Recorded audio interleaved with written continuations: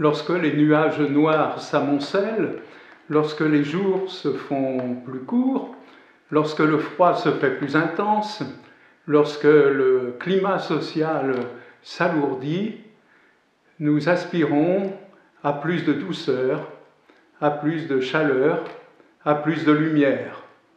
Le temps de Noël arrive alors à point nommé pour répondre à notre désir. Les dernières semaines ont été marquées par de fortes tensions sociales et économiques.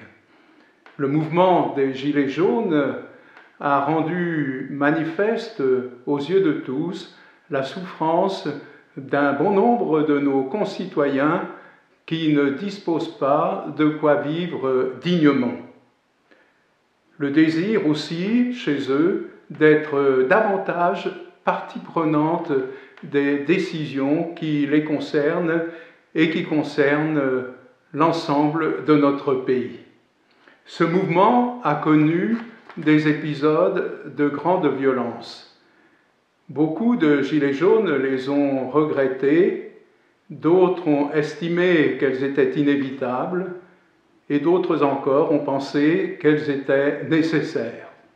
Or, la violence durable ne peut que produire la violence. Elle ne mène à rien. Formons le vœu que s'enclenche désormais une dynamique de dialogue et de concertation. Que les demandes qui se sont exprimées, les revendications que nous avons entendues, soient écoutées et qu'ensemble nous cherchions à leur répondre positivement, à faire en sorte que les richesses de notre pays soient équitablement partagées. La conférence des évêques de France a voulu que les catholiques de notre pays soient des facilitateurs de ce dialogue.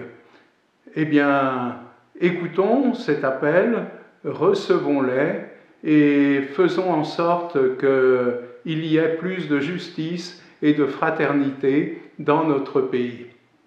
La fraternité figure au fronton de notre République, elle est aussi au cœur du message chrétien, du message évangélique. Jésus n'a-t-il pas dit « Je suis venu pour rassembler tous les enfants de Dieu dispersés ». Eh bien, que cette fraternité ne soit pas un vain mot, c'est le vœu que je formule en ce temps de Noël et à la veille d'une nouvelle année. Joyeux Noël à tous et heureuse année 2019.